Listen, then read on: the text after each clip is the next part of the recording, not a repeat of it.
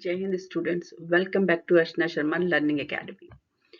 आज हम third unit के जिस टॉपिक की बात कर रहे हैं उसका नाम है रीडिंग एंड राइटिंग स्किल। ये हमारी यूनिट है और हमारा टॉपिक रहेगा टाइप्स ऑफ रीडिंग। यानी हम जब पढ़ते हैं तो किस स्टाइल में पढ़ते हैं, इसके बारे में आज हम बात करेंगे आपसे। टाइप्स ऑफ रीडिंग बहुत तरह के होते हैं, लेकिन हम मेनली यहाँ पर डिस्कस करेंगे स्टाइल्स ऑफ रीडिंग। तो चलिए वीडियो स्टार्ट करते हैं। उससे पहले आप पेन ले लीजिए और रजिस्टर ले लीजिए, ताकि कुछ भी ऐसा जो आपको लग रहा है कि आपके लिए मुश्किल है, आप उसे लिख लें और कमेंट बॉक्स में लिखकर हमसे पूछें। और अगर आपको कोई भी परेशानी आ रही है तब भी आप कमेंट बॉक्स में लिखकर पूछ सकते हैं, बिल्कुल भी हेजिटेशन नहीं करना है। दूसरी बात, अगर वीडियो आपको पसंद आ रहे हैं तो आप शेयर करना ना भूलें, लाइक करना ना भूलें और कमेंट लिखना तो बिल्कुल भी ना भूलें। रीडिंग सेक्शन और राइटिंग सेक्शन में जो हमारा आज का वीडियो है उसका टॉपिक रहेगा रीडिंग स्टाइल्स। शर्त वही है, पेन रजिस्टर। देखिए, आप मेरी बात मान रहे हैं या नहीं मान रहे हैं, ये मेरे लिए थोड़ा सा मैटर करेगा, लेकिन आपके लिए बहुत मैटर करेगा। तो अपने लिए कम से कम थोड़ी सी ईमानदारी आपको बरतनी पड़ेगी। अब स्टाइल्स ऑफ रीडिंग मेथड्स जो हैं उसमें हम लोग बात करेंगे स्कैनिंग, स्किमिंग, चर्निंग और एसिमिलेशन की। यानी इस तरह का चार्ट बनाना आपके लिए इंपॉर्टेंट हो जाएगा अगर आपको लॉन्ग क्वेश्चन में स्टाइल्स ऑफ रीडिंग का क्वेश्चन आ जाता है। सबसे पहला मेथड स्कैनिंग। देखिए, स्कैनिंग नाम से पता चल रहा है स्कैन करना, यानी पता लगाना। इसका मतलब हुआ स्कैनिंग जो होती है, इसको मैं सर्च बोलती हूँ। जैसे कि मुझे कोई चीज ढूंढनी है तो मैं कौन सा मेथड इस्तेमाल करूंगी? स्कैनिंग का। स्कैनिंग होता क्या है एक्चुअली? ये प्री रीडिंग, यानी किसी भी चीज को पढ़ने से पहले अगर आपको कोई चीज ढूंढनी है तो आप एक टेक्स्ट को बार बार पढ़ने की कोशिश ना करें, आप जल्दी से सिर्फ उन शब्दों पर ध्यान दें जो आपको ढूंढना है। इस स्टाइल को रीडिंग स्कैनिंग स्टाइल कहा जाता है। Scanning means reading carefully to search for a specific information. यानी किसी एक स्पेशल इंफॉर्मेशन को अगर आपको सर्च करना है तो ये स्कैनिंग कहलाएगा। The reader moves his eyes quickly. जल्दी से अपने आंखें पूरे टेक्स्ट पर फैला दी, यानी जल्दी जल्दी जल्दी पढ़ लिया, और आपका ध्यान कहाँ है? सिर्फ आपका ध्यान रहेगा पूरी तरीके से कि वो शब्द जिसे मैं ढूंढ रहा हूँ वो कहाँ पर लिखा हुआ है। Reader avoids everything. रीडर कुछ भी नहीं पढ़ता है, किसके अलावा? उस पर्टिकुलर चीज के अलावा जो उसको ढूंढनी है। इसका मतलब इस रीडिंग से आपको कोई बेनिफिट तो होने वाला नहीं है, लेकिन वो शब्द, वो फ्रेज, वो चीज आपको मिल जाएगी जिसे आप उस रीडिंग टेक्स्ट में या बुक में या मैगजीन में या न्यूज़पेपर में ढूंढ रहे हैं। It is difficult to use the scanning technique when the text is very large. याद रखिए, बहुत लंबे टेक्स्ट में किसी एक चीज को स्कैन करना थोड़ा सा मुश्किल पड़ता है, क्योंकि आपको पूरे टेक्स्ट पर यानी पूरी किताब पर ही अपनी नजर घुमानी पड़ती है। तो समझ में आ गया स्कैनिंग क्या हो गया? ये एग्जाम्पल से आपको और भी ज्यादा क्लियर हो जाएगा। तो पहले स्कैनिंग के फीचर देख लेते हैं। स्कैनिंग का क्विक प्रोसेस होता है, यानी फास्ट रीडिंग आप इसके अंदर करते हैं। फोकस केवल कुछ ही शब्दों पर आप करेंगे या फिर फ्रेज पर करेंगे, या तो एक शब्द पर या कुछ शब्दों पर। इसके अलावा it is usually practice when the reader is reading the text first time. पहले टाइम कोई टेक्स्ट पढ़ रहा होगा तब स्कैनिंग होगी किसी पर्टिकुलर शब्द के लिए। अब एग्जाम्पल से आपको बिल्कुल समझ में आने वाला है कि स्कैनिंग क्या है। देखिए, आपका नाम एक न्यूज़पेपर में छपा है, यानी आपके नाम से न्यूज़पेपर में एक हेडिंग आई है और आपके दोस्त ने आपको फोन करके बताया कि भाई तेरा नाम तो छपा हुआ है न्यूज़पेपर में, देखता क्यों नहीं? तो आपने फटाफट से न्यूज़पेपर उठाया और फटाफट हर हेडिंग को हल्का हल्का हल्का पढ़ना शुरू किया, लेकिन आपकी नजरें कहाँ पर हैं? अपने नाम पर, उस हेडिंग पर जिसमें आपका नाम लिखा हुआ है। इसे कहते हैं स्कैनिंग। आप किसी रेस्टोरेंट में बैठे और आपके दिमाग में ये है कि आज मुझे कढ़ाई पनीर खाना है, तो आपने क्या किया? सब कुछ देखना शुरू किया मेन्यू कार्ड में, लेकिन आपकी नजर कहाँ पर ठहरी है? आपकी नजर जाकर ठहर गई कढ़ाई पनीर पर। तो वहां भी आपने क्या किया? स्कैन किया। अपने फोन को लीजिए, अपने फोन में कॉन्टेक्ट्स होते हैं आपके। अगर उन कॉन्टेक्ट को आपको देखना पड़े किसी का नाम, तो आप क्या करते हैं? जल्दी जल्दी पूरा ऊपर नीचे स्क्रॉल करते हैं और उस नाम पर पहुंच जाते हैं अल्फाबेटिकली जहां पर वो नाम लिखा हुआ होता है। तो इस तरह की रीडिंग जहां पर केवल आप कुछ स्पेशल चीज ढूंढे, स्कैनिंग कहलाती है। अब स्कैनिंग के एडवांटेजेस क्या होते हैं? देखिए, स्कैनिंग के एडवांटेज ये होते हैं कि आप क्विकली और डायरेक्टली और स्पेसिफिकली किसी चीज को जल्दी से ढूंढ लेते हैं। दूसरा, किसी इंफॉर्मेशन को लेने के लिए आपको पूरे टेक्स्ट को पढ़ने की जरूरत नहीं है, आप तुरंत जल्दी से स्कैन करके वहां पहुंच जाइए जहां पर आपको पढ़ना है। इससे आपका टाइम भी बचता है। इसके अलावा readers are motivated to look for a particular और स्पेसिफिक इंफॉर्मेशन। अगर कोई चीज आपको ढूंढवानी है टेक्स्ट में, तो आप रीडर को मोटिवेट कर सकते हैं कि जल्दी से वो वहां पर पहुंच जाए। कभी कभी आपको स्कैनिंग, याद रखिएगा, तब भी काम आएगी जैसे आपने अपना पूरा सिलेबस पढ़ लिया और एग्जाम आपके आने वाले हैं, तो अब आपको एक क्वेश्चन पेपर में एक क्वेश्चन मिल गया जिसमें एक पर्टिकुलर कोई फ्रेज या वर्ड दिया और आपको समझ नहीं आ रहा कि ये मैंने पढ़ा है या नहीं पढ़ा है। तो तुरंत आप अपनी पढ़ी हुई जो जानकारी है या फिर नोट्स हैं उनमें से फटाफट उस शब्द को खोजेंगे और उसको फिर दोबारा से पढ़ना शुरू कर देंगे। तो स्कैनिंग आपको मदद करता है किसी भी काम को सर्च करने में या किसी भी टेक्स्ट को सर्च करने में, काम को नहीं, टेक्स्ट को। डिसएडवांटेज क्या होगा? क्योंकि बहुत जल्दी से आप पढ़ रहे हैं, सब कुछ आप अवॉइड कर रहे हैं, आप कुछ भी इंफॉर्मेशन को अपने ध्यान में नहीं रख रहे हैं, तो इंपॉर्टेंट इंफॉर्मेशन आपसे छूट जाती है क्योंकि आपका ध्यान तो एक पर्टिकुलर चीज पर ही है। दूसरा, कभी कभी डिसाइड नहीं कर पाता जो रीडर होता है, अगर वो बिल्कुल नया रीडिंग में आया है, कि मुझे क्या चीज देखनी है, कैसे चूज करना है चीजों को, क्या चीजें छोड़नी है, वो बस स्कैनिंग के चक्कर में लग जाता है और अपना सारा समय वेस्ट कर जाता है। आपकी जो कॉम्प्रीहेंशन यानी समझने की स्किल्स हैं वो घटने लगती हैं। क्यों? आपको ये समझने के लिए थोड़ा ना पढ़ रहे हो स्कैनिंग करते समय। स्कैनिंग में तो आप सिर्फ ढूंढने के लिए पढ़ते हैं, किसी नई नॉलेज को लेने के लिए स्कैनिंग नहीं की जाती। तो इसका ड्रॉबैक क्या रहता है स्कैनिंग का? जल्दी तो हो जाती है, एडवांटेज है, लेकिन इसका डिसएडवांटेज क्या रहता है कि आप कभी भी नॉलेज नहीं गेन कर सकते, अंडरस्टैंडिंग आपकी घटती है। इसके अलावा can not read all parts of text. अगर कोई आपसे पूछे कि भाई आपने अभी अभी पढ़ा है और आपने पढ़ने की जगह पढ़ने का कौन सा स्टाइल लिया, स्कैनिंग ले लिया, और आपसे उसके बारे में कुछ पूछा जाएगा तो आप बता नहीं पाएंगे। क्यों? क्योंकि आप तो स्कैन कर रहे हैं उसको, आप तो सर्च कर रहे हैं किसी चीज को, आपने सारी चीजें थोड़ी ना पढ़ी हैं। तो इसलिए स्कैनिंग थोड़ा सा नुकसानदायक रहती है अगर नॉलेज की बात करें तो। जी हाँ, अब आ रहा है स्किमिंग।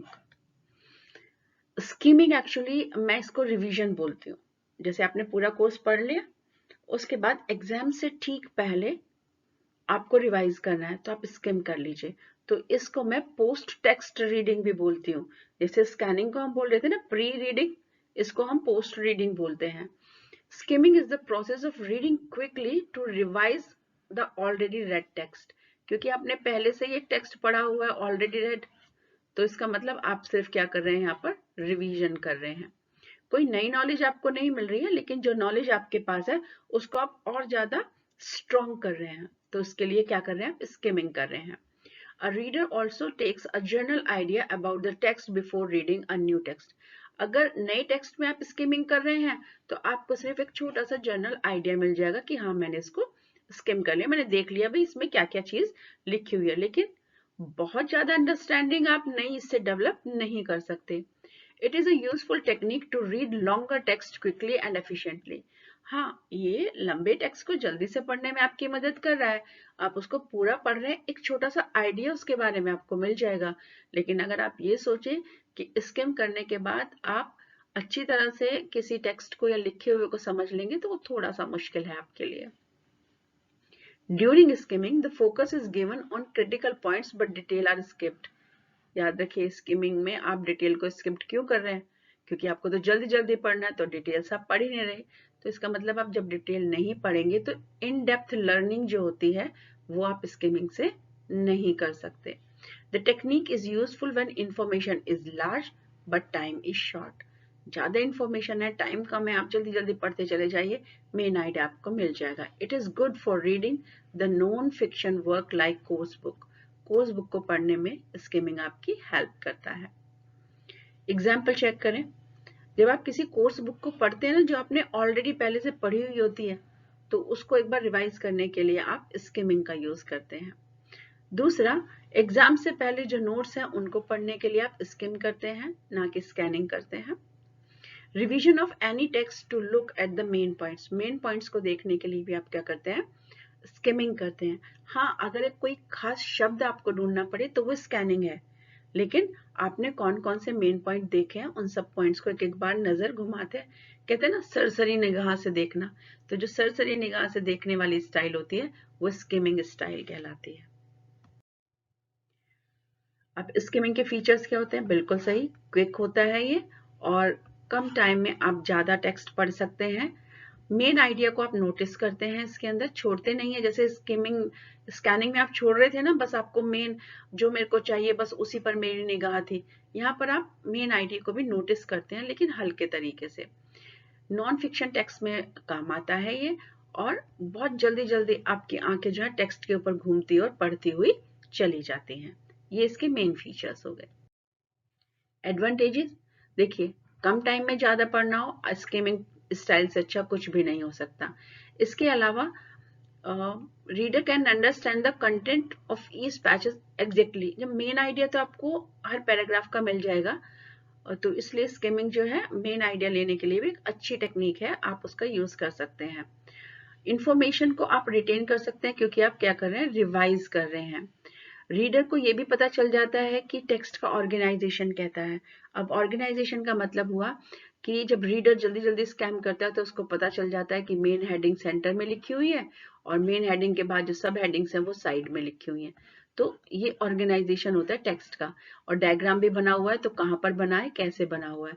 तो एक तरीके से पूरी संरचना जो होती है वो भी रीडर को बहुत अच्छे से समझ में आ जाती है, अगर वो क्या करता है, स्किमिंग भी करता है। तो during competitive examination it helps manage time. बिल्कुल सही बात है, एग्जाम चल रहा है आपका, आपके पास टाइम कम है, तो फटाफट रिवीजन करने में यानी टाइम के मैनेजमेंट में ये आपको हेल्प करता है। तो इसी तरीके से स्किमिंग आपको बहुत तरीके से हेल्प करता है। डिसएडवांटेज क्या होगा?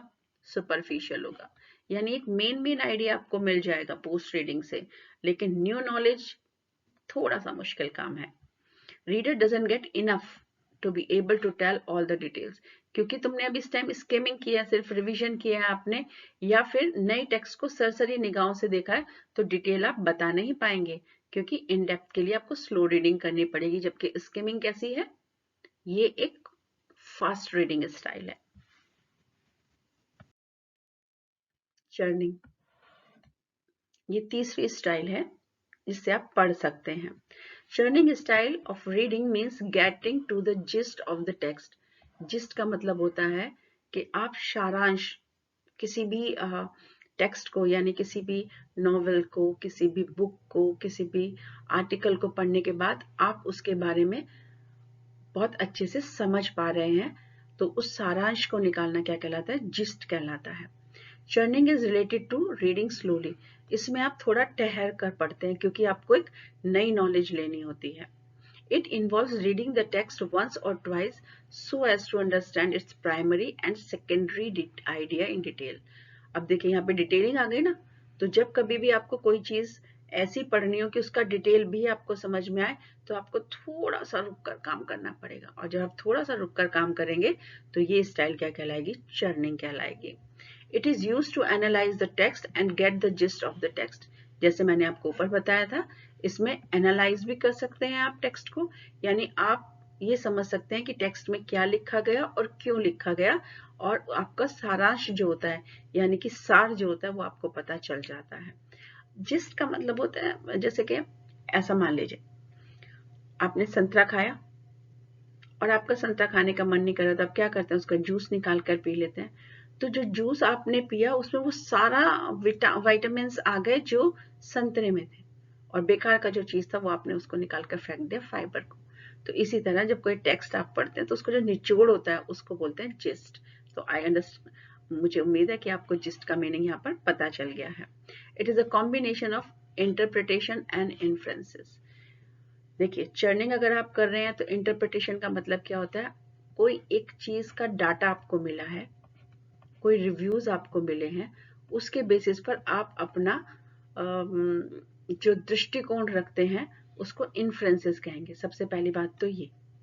और इंटरप्रिटेशन का मतलब होता है कि आप अपने तरीके से लिखे हुए शब्द की व्याख्या कैसे करते हैं। तो जब भी आप चर्निंग करेंगे आप ये दो काम तो जरूर करेंगे। इन्फ्रेंसेस यानी दिए गए डाटा के हिसाब से आप नतीजे भी निकालेंगे। इन्फ्रेंसेस मतलब नतीजे निकालना, और इंटरप्रिटेशन का मतलब है अपना दृष्टिकोण बताना। तो जब आप चर्निंग रीडिंग करते हैं एनालाइज करने के लिए, आपको अपना दृष्टिकोण भी समझ में आता है या आप बताते हैं, और दूसरा आप नतीजे या निष्कर्ष भी निकालते हैं। अब चर्निंग के अंदर जैसे आपको मैंने पीछे बताया, इंटरप्रिटेशन भी आएगा, इन्फरेंस भी आएगा, और आप पूरी तरीके से समझ पाओगे कि टेक्स्ट आखिर लिखा क्यों हुआ है, राइटर के लिखने का क्या मायना है, और आप उस बात से क्या समझते हैं। यानी पूरी तरीके से आप टेक्स्ट को इस टाइम समझ पाते हैं।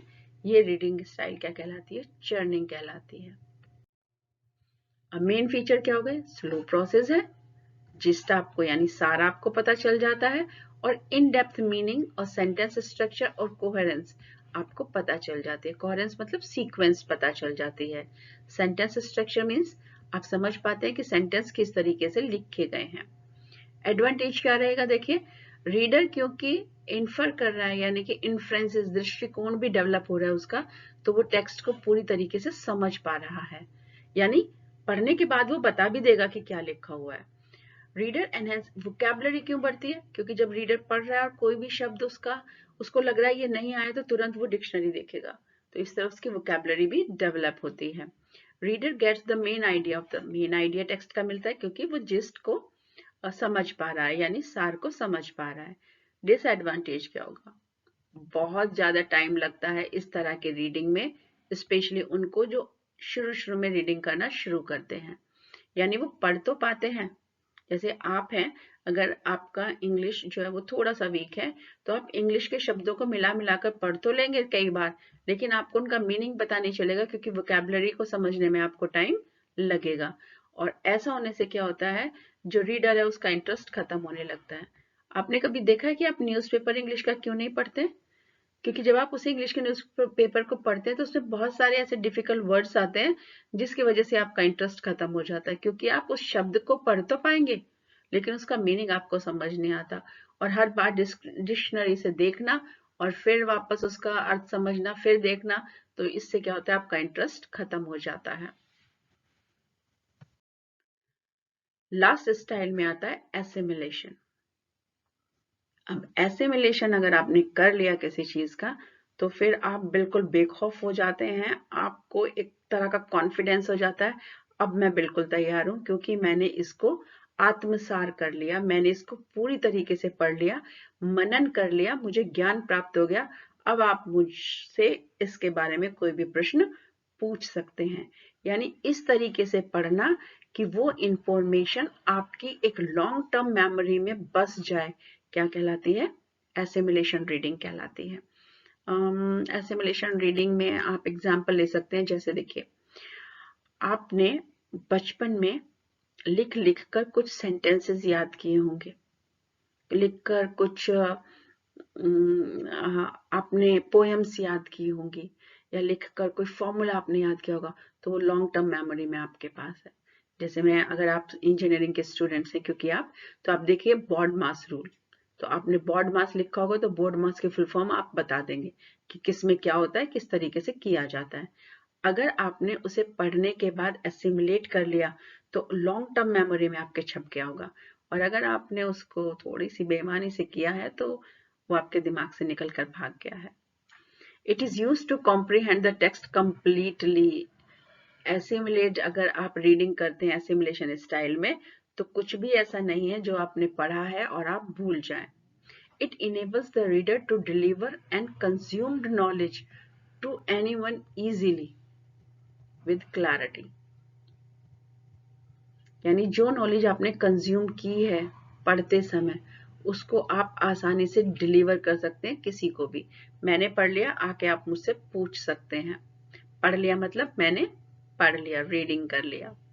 Assimilation is used for the deep study of any topic because the text is read thoroughly.